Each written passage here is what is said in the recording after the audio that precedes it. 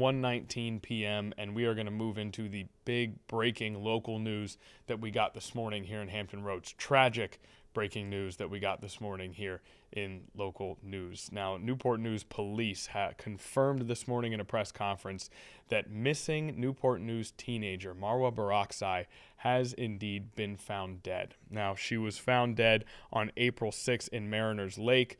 Obviously, autopsies and different identification procedures have been taking place over the last few days. They now are able to identify that that body found in Mariners Lake on April 6th is indeed missing 16-year-old Marwa Barakzai.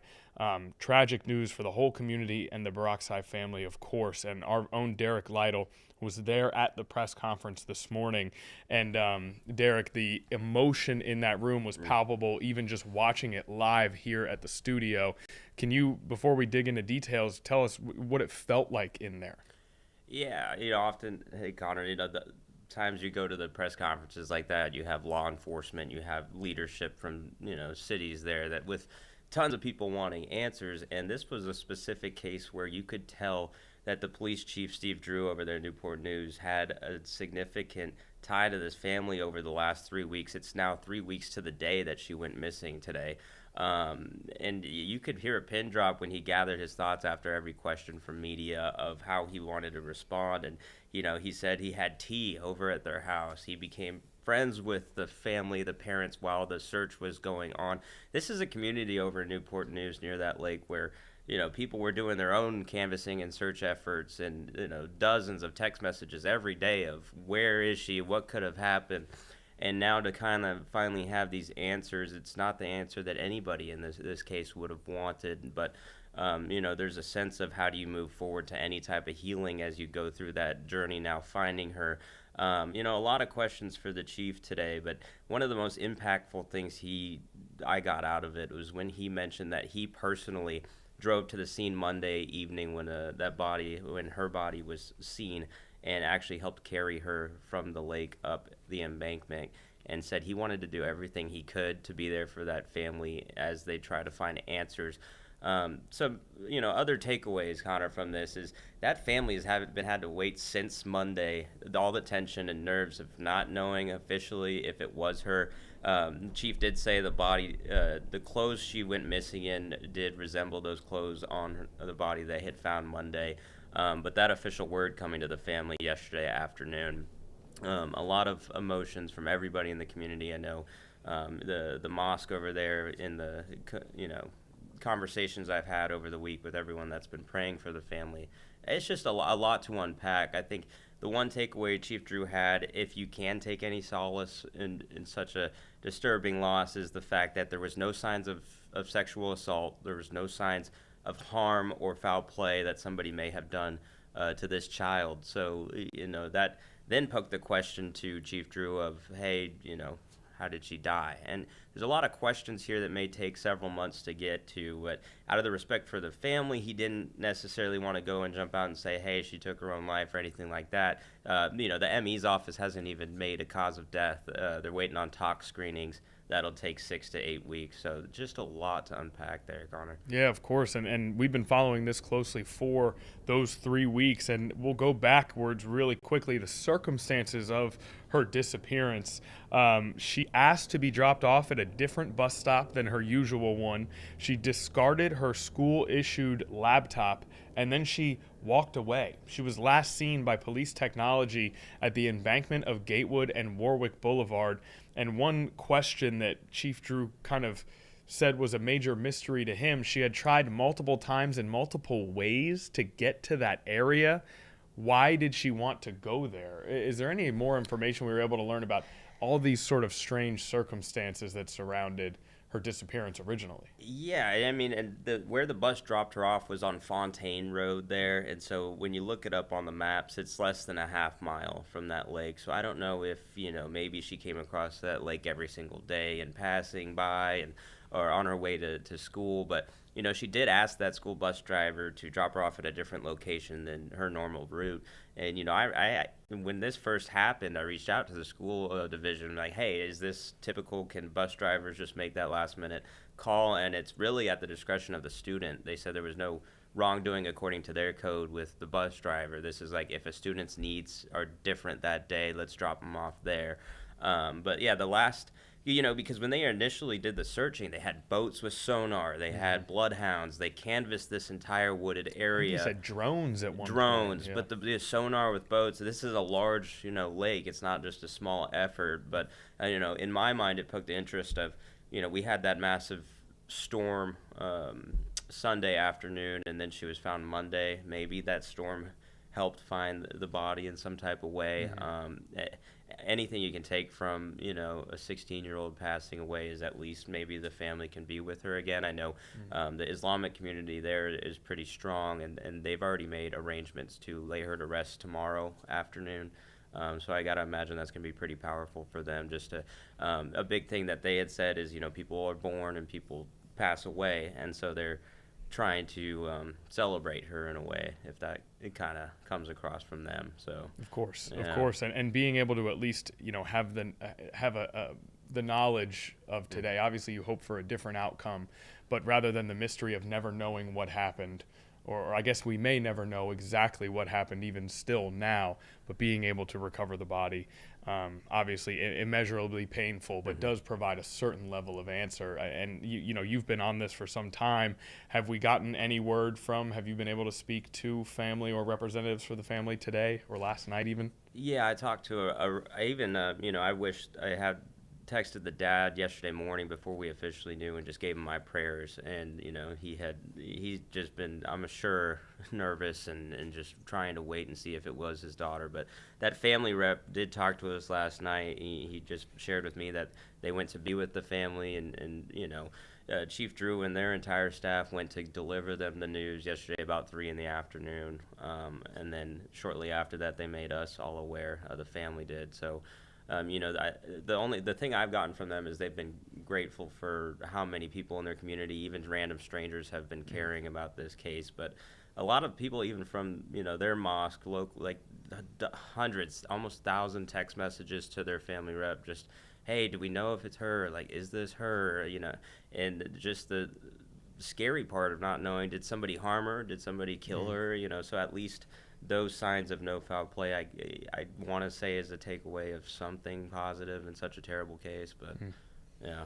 And even now talking here, we still, the search for answers, the search for closure, in the midst of such a sort of a tragic and devastating time. Well, and Marwa may have some of those answers, so it may never come to light what she was thinking in those final moments. And I believe the chief said something as to what was in her heart, what was in her head, is something that we'll never totally know.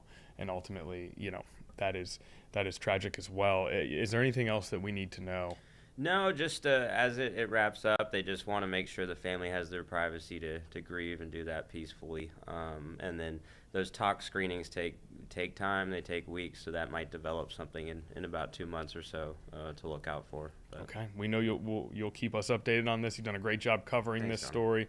I'm sure we can expect to see you at 4 o'clock, 5 o'clock, 6 o'clock. Yeah, we'll be there. Yep. He'll be there. Yep. So if you want a more sort of full-scale summary of today's events and this story overall, 4 o'clock, 13 News Now, 5 o'clock and 6 o'clock as well. Derek, we appreciate you coming in and hanging with us for a little bit. Appreciate you guys, Connor. Absolutely. Yep. Derek Lytle, been covering this story very closely for weeks, and now today, another major step in what is a devastating and tragic story for the Barakzai family and the Newport News community. Now, Naya, I know that we have portions of that press conference. Do we want to play a little bit of that press conference so that we can give a sense of the situation that we've been talking about here for the last 10 minutes? Yeah, that works with me. Okay, we're going to play a little bit of this press conference. We likely won't play the entire thing. We've still got a lot to cover. But for now, let's go out to this recorded video from Newport News from earlier today.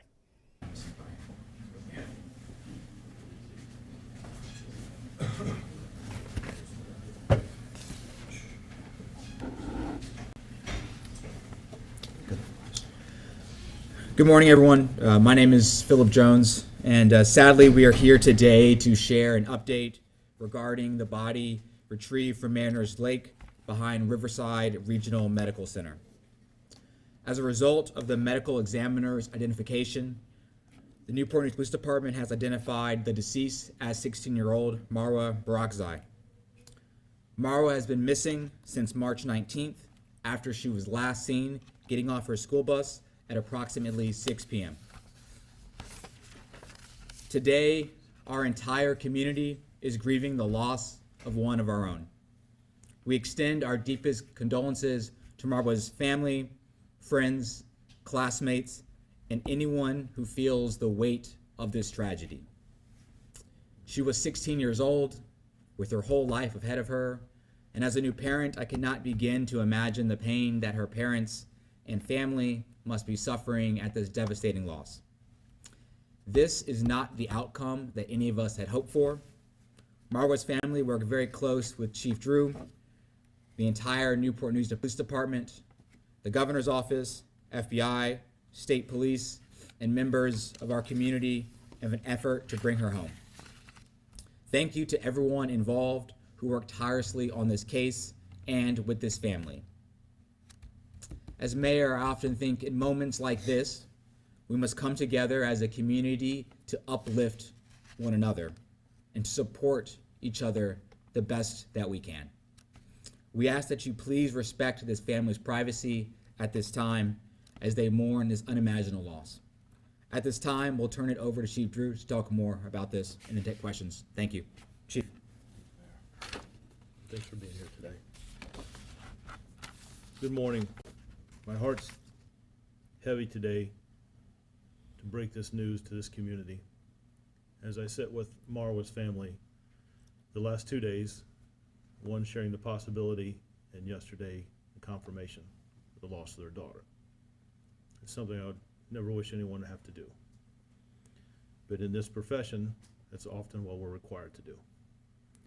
The mayor mentioned that the last time we saw Marwa was 3 weeks ago tonight.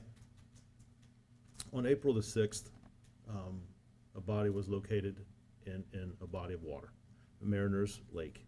Around 3 p.m. on Monday, the fire department went into that water and moved her to a closer embankment where a medical examiner specialist, our forensic detectives, or forensic technicians and detectives responded, along with myself and several other members of our city administration, our department.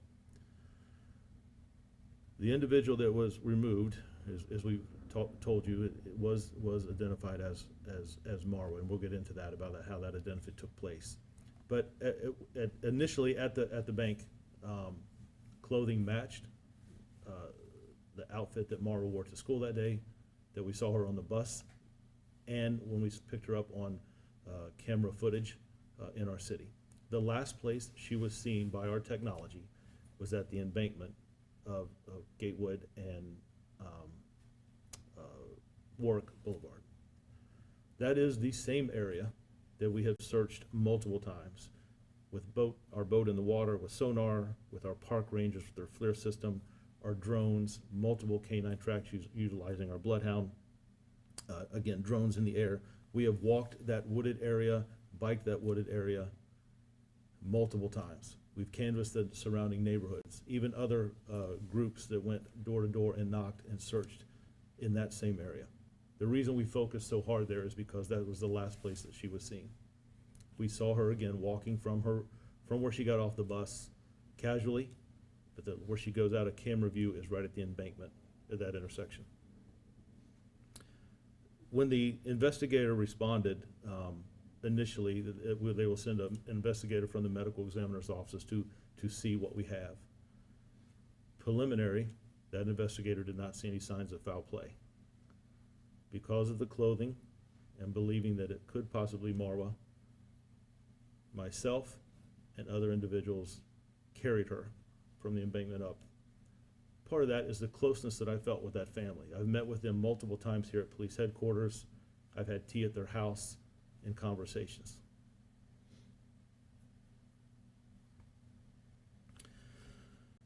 On Tuesday, I went again to share with the family that there was a possibility that this could be their daughter. And that was hard. Because of the diversity in our department, we have individuals who are familiar with that culture and speak that language, and they were able to talk directly. The father, Noor, and I have had good conversations, and his children but being able to talk directly and translate directly to her, to Marwa's mom, was important to me, and things that she asked and things that she said. We left with embrace, handshakes, and thank you. Thank you so much for what the department has done and being the compassion you showed our family. She did ask me, and I think the mayor alluded to it, that we respect their privacy. And I promised her to do that.